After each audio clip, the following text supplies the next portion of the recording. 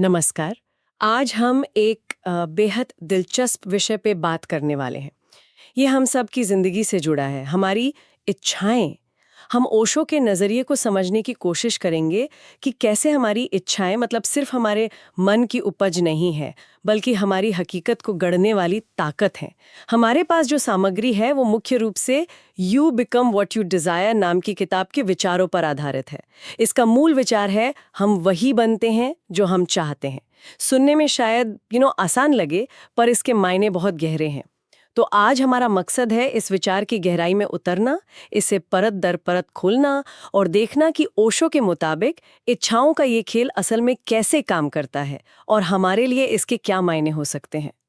तो सबसे पहले इस सामग्री का जो केंद्रीय बिंदु है उसे पकड़ते हैं। ओशो इच्छा को कोई साधारण चीज नहीं मानते, बल्कि इसे इंसान की मूल ऊर्जा, उसकी ड्राइविंग फोर्स मानते हैं। यानी इच्छा सिर्फ एक ख्वाहिश नहीं है, ये वो ईंधन है जो हमें चलाता है। बिल्कुल। ये एक बहुत ही मौलिक और कह सकते हैं शक्तिशाली दावा है। सामग्री के अनुसार इच्छाएं महज ख्याली पुलाव या मन की तरंगे नहीं हैं।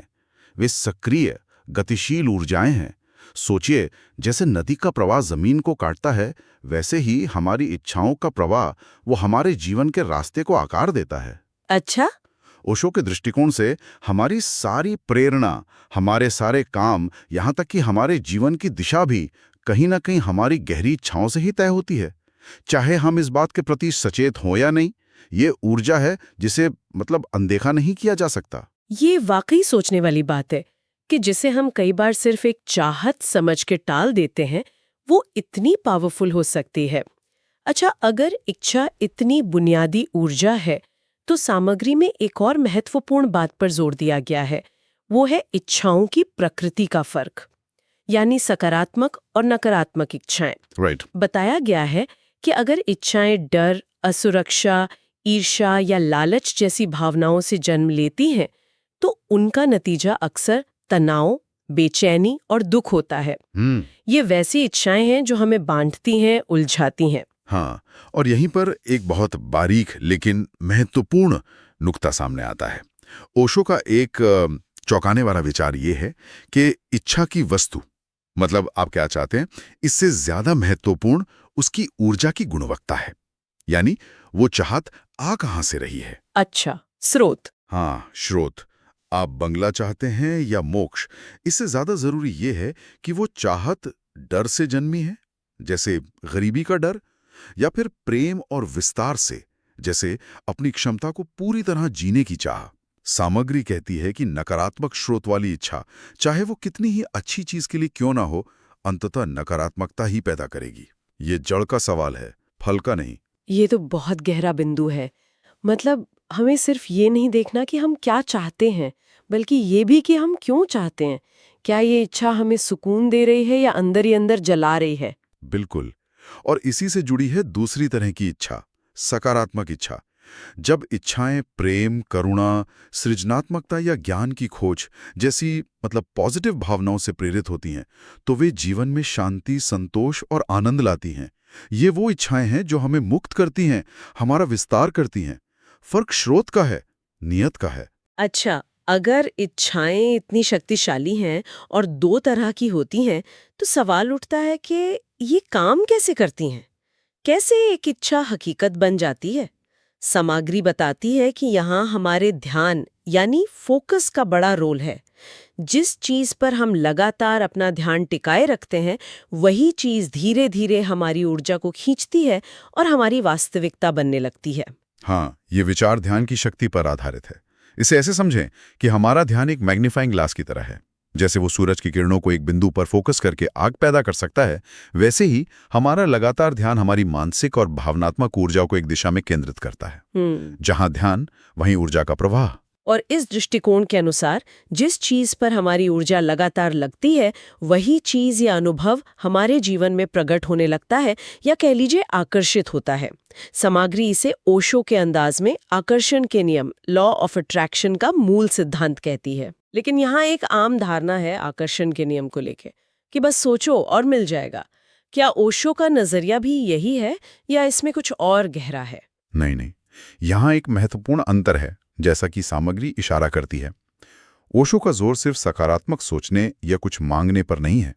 उनके लिए कुंजी है इच्छा के मूल स्रोत की गहरी समझ और उसके प्रति जागरूकता।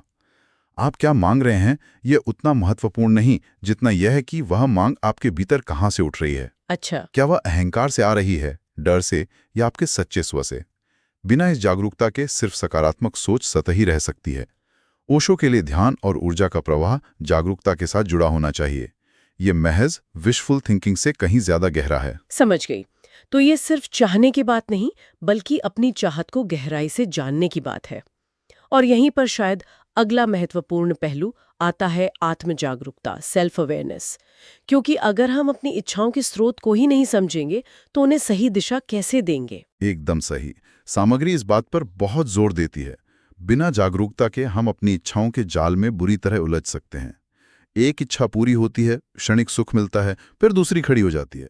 यह एक अंधहीन दौड़ बन सकती है, जिसे ओशो चूहा दौड़ कहते हैं। हाँ, ये तो होता है। हम इच्छाओं के गुलाम बन जाते हैं, वो हमें नचाती रहती हैं। जागरूकता यहाँ एक टॉर्च की तरह काम करती है, जो इस अंधेरे में रोशनी डालती है। पर एक्सपर्ट, कई बार ऐसा नहीं लगता कि बहुत ज्यादा विश्लेषण या जागरूकता हमें पंगु बना सकती है? मतलब अगर हम हर इच्छा को कुरेदते रहेंगे तो कहीं उसकी ऊर्जा ही ना खत्म हो जाए, कहीं हम सोचते ही ना रह जाएं। यह एक बहुत ही वैलिड सवाल है और अक्सर उठाया जाता है। लेकिन ओशो के नजरिए से, जैसा सामग्री बताती है, जागरूकता का मतलब विश्लेषण करके इच्छा को मारना नहीं है। जागरूकता का मतलब है देखना, समझना और फिर चुनाव करना। यह एक माली की तरह है जो बगीचे में घूमता है। माली कैसे? हाँ, वो हर पौधे को देखता है, ये फूल है, इसे पानी देना है, ये खरपतवार है, इसे उखाड़ना है। वो विश्लेषण में नहीं खोता, वो विवेकपूर्ण चुनाव करता है। जागरूकता हमें अपनी इच्छाओं को देखने की क्षमता देती है। क्या ये वाकई मेरी है या समाज से उधार ली है? क्या ये मुझे ऊपर उठाएगी या नीचे गिराएगी? ये समझ हमें पंगु नहीं बनाती, बल्कि हमें सही चुनाव करने की शक्ति देती है। बिना जागरूकता के हम अनजाने में खरपतवार को ही सींचते रह सकते हैं। जागरूकता पक्षाघात नहीं, बल्कि स्पष्टता लाती है, क्लैरिटी। ये माली वाला उदाहरण सच में इसे समझने में मदद करता है।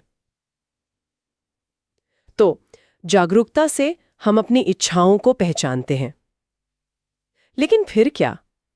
मान लीजिए हमें पता चलता है कि हमारी कोई इच्छा नकारात्मक स्रोत से आ रही है या बहुत सतही है, तो क्या उसे दबा देना चाहिए? यहीं पर ओशो का एक और अनूठा और महत्वपूर्ण सुझाव आता है। जैसा कि सामग्री में बताया गया है, उनका रास्ता इच्छाओं को जबरदस्ती दबाने या कुचलने का नहीं है। वे मानते हैं कि ऊर्जा को दबाया नहीं जा सकता, उसे सिर्फ दिशा बदली जा सकती है। अगर आप नदी के प्रवाह को रोकेंगे तो वो कहीं और से रास्ता बना लेगी, शायद बाढ़ ले आए। हाँ, ये तो है। इसलिए ओशो का सुझाव है इच्छाओं का दमन नहीं, बल्कि उनका रूपांतरण, ट्रांसफॉर्मेशन। रूपांतरण, इसका क्या मतलब है यहाँ? इसका मतलब है इच्छा की ऊर्जा को निम्न स्तर से उच्च स्तर की ओर मोड़ना। जो ऊर्जा छोटी छोटी क्षणिक सतही इच्छाओं में लगी है, जैसे कोई नई चीज खरीदने की चाह, किसी से आगे निकलने की होड़, फौरी सुख की तलाश, उस ऊर्जा को वहां से हटाकर बड़ी, ज्यादा गहरी, अर्थपूर्ण और ऊंची इच्छाओं की ओर प्रवाहित करना। जैसे ज्ञान पाने की इच्छा, प्रेम और करुणा फैलाने की इच्छा, अपनी रचनात्मकता को व्यक्त करने की इच्छा, सत्य को जानने की इच्छा। यह ऊर्जा का परिष्कार है, उसका शोधन है। जैसे गंदे पानी को फिल्टर करके पीने लायक बनाना, वैसे ही इच्छा की ऊर्जा को फिल्टर करके उसे सृजनात्मक बनाना। और इस रूपांतरण की प्रक्रिया में सामग्री ध्यान यानी मेडिटेशन को एक महत्वपूर्ण उपकरण बताती है। ये कैसे मदद करता है? ध्यान यहाँ कई तरह से काम करता है। पहला, यह मन के शोर को शांत करता है। हमारी ज्यादातर इच्छाएं मन की सतह पर उठने वाली लहरें होती हैं, जो बाहरी हवाओं, समाज, विज्ञापन, दूसरों की राय, इनसे पैदा होती हैं। ध्यान हमें इस सतह के नीचे अपनी गहराई में उतरने में मदद करता है। ओके। दूसरा, ये हमें अपनी इच्छाओं का साक्षी बनना सिखाता है। बिना उनसे जुड़े, बिना उनमें बहे, हम देख पाते हैं कि कौन सी इच्छा कहाँ से उठ रही है। तीसरा, ध्यान हमें अपने सच्चे स्व, अपने इनर सेल्फ से जोड़ता है। जब हम अपने केंद्र से जुड़ते हैं तो हमें अपनी असली, गहरी, प्रामाणिक इच्छाएं पता चलती हैं। वो इच्छाएं जो हमारी आत्मा की आवाज हैं, न कि हमारी कंडीशनिंग की। ध्यान हमें वो स्पष्टता और ठहराव देता है जो ये समझने के लिए जरूरी है कि कौन सी इच्छा सच में मेरी है और कौन सी उधार ली हुई। ये इच्छाओं की जड़ों तक पहुंचने और उन्हें बदलने का एक, कह सकते हैं, शक्तिशाली तरीका है। यानी ध्यान सिर्फ मन शांत करने की तकनीक नहीं, बल्कि अपनी इच्छाओं की असलियत को समझने और उन्हें सही दिशा देने का एक गहरा माध्यम है। ये वाकई एक अलग दृष्टिकोण है। हाँ, ये इच्छाओं से लड़ने की बजाय उन्हें समझने और उनका मित्र बनने का रास्ता है। उन्हें ऊर्जा के स्रोत के रूप में स्वीकार करना और फिर उस ऊर्जा को बुद्धिमानी से दिशा देना। तो अगर हम इस पूरी बातचीत को समेटें तो ओशो के विचारों का सार जैसा इस सामग्री से उभरता है क्या है? मुझे लगता है मुख्य संदेश यही है, आप अंततः वही बन जाते हैं जिसकी आप गहराई से सच्चे मन से इच्छा करते हैं। बिल्कुल, और ये सिर्फ बनने की बात नहीं, बल्कि जीवन के अनुभव की भी बात है। जैसा कि स्रोत में कहा गया है, अगर हमारी इच्छाएं ऊंची, विस्तृत और सकारात्मक हैं, तो हमारा जीवन भी ऊंचा उठेगा, उसमें विस्तार और सार्थकता आएगी। और अगर हमारी इच्छाएं छोटी, संकीर्ण, नकारात्मक या दूसरों पर आधारित हैं, तो हमारा जीवन भी उन्हीं सीमाओं में बंधा, उलझा हुआ और शायद दुख भरा रह जाएगा। सही बात है। संक्षेप में, हमारी इच्छाओं की गुणवत्ता ही हमारे जीवन की गुणवत्ता तय करती है। हम जाने अनजाने अपनी इच्छाओं से ही अपनी दुनिया रच रहे हैं। ये एक बड़ी जिम्मेदारी का एहसास कराता है कि हमारे हाथ में कितना कुछ है। हाँ, और यहीं पर हम सुनने वालों के लिए एक विचारणीय प्रश्न छोड़ सकते हैं, जो इस पूरी चर्चा से स्वाभाविक रूप से उठता है। अगर हम ईमानदारी से अपने भीतर झांकें और अपनी सबसे प्रबल, सबसे लगातार बनी रहने वाली इच्छाओं को देखें, वो चीजें जिनके लिए हम सबसे ज्यादा सोचते हैं, सबसे ज्यादा प्रयास करते हैं, तो खुद से पूछें, ये इच्छाएं मिलकर मेरी जीवन की कौन सी कहानी लिख रही हैं? ये मुझे किस भविष्य की ओर ले जा रही हैं? और सबसे महत्वपूर्ण सवाल, क्या ये वाकई वो कहानी है जो मैं लिखना चाहती हूं? क्या ये वो दिशा है जिसे मैं सचेत रूप से चुनना चाहती हूं? सोचने वाली बात है। इस पर थोड़ा रुक कर विचार करना शायद हमें अपनी इच्छाओं और अपने जीवन की दिशा को एक नई रोशनी में देखने में मदद कर सकता है।